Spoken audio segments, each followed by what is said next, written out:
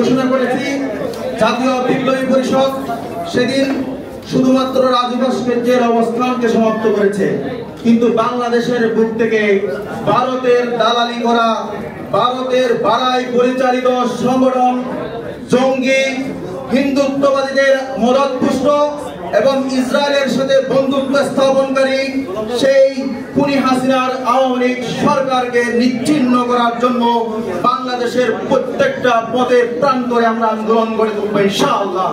প্রিয় ভাই ও বন্ধুগণ, আপনারা জানেন আমাদের সামনে উপস্থিত হয়েছেন শহীদ পরিবারের সদস্যবৃন্দ, আহতদের এখানে আপনারা দেখতে পাচ্ছেন। তারা এখনো পর্যন্ত পায়ে হাঁটতে পারতেছে না, আর এদিকে আওয়ামী লীগকে পুনর্বাসন করার জন্য দুষ্ট চক্র লেলিয়ে দেওয়া হয়েছে।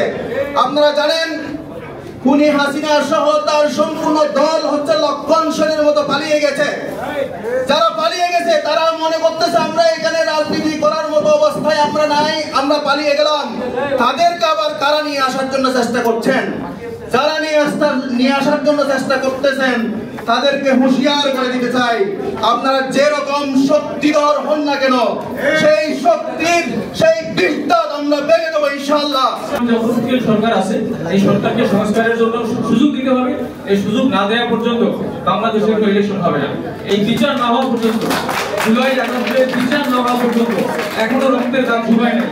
এই বিচার না হওয়া পর্যন্ত কোনো ইলেকশন হওয়ার সুযোগ নাই। অন্য কোনো দল আসলে এই ইলেকশন হবে, এই বিচার হবে কিনা আমরা জানি না। এই জন্য আমি সবার কাছে আহ্বান জানাবো, আমাদের একটা পয়েন্ট ঐক্যবদ্ধ থাকতে হবে। এদেশে বিচার এবং সংস্কার না হওয়া পর্যন্ত কোনো নির্বাচন হতে দেওয়া যাবে না। করে বাংলাদেশের যে নব রাজনীতি সূচনা, সেই রাজনীতিটা আমরা জাতীয় বিপ্লবী পরিষদকে দিয়ে শুরু করতে চাচ্ছি।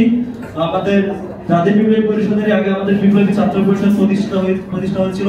আমরা প্রতিষ্ঠার পক্ষ থেকে আওয়ামী লীগ ও তাদের দূষণ এবং অঙ্গ সংগঠন ছাড়াও জাতীয় পার্টিকে আমরা নিষিদ্ধের দাবি জানিয়ে দিয়ে যাচ্ছি। আমরা শুরু থেকে আমাদের দাবি ছিল গণপরিষদ নির্বাচন। আমরা সেই গণপরিষদ নির্বাচনের যে এখন আমরা অনেক রাজনৈতিক দল থেকে এটা শুনছি জাতীয় গণপরিষদ নির্বাচন হওয়ার বিষয়, আমরা সেটা 23 অক্টোবর আমাদের যে প্রেস হয়েছিল সেখানে আমরা আমাদের গণপরিষদ নির্বাচনের কথা বলেছি।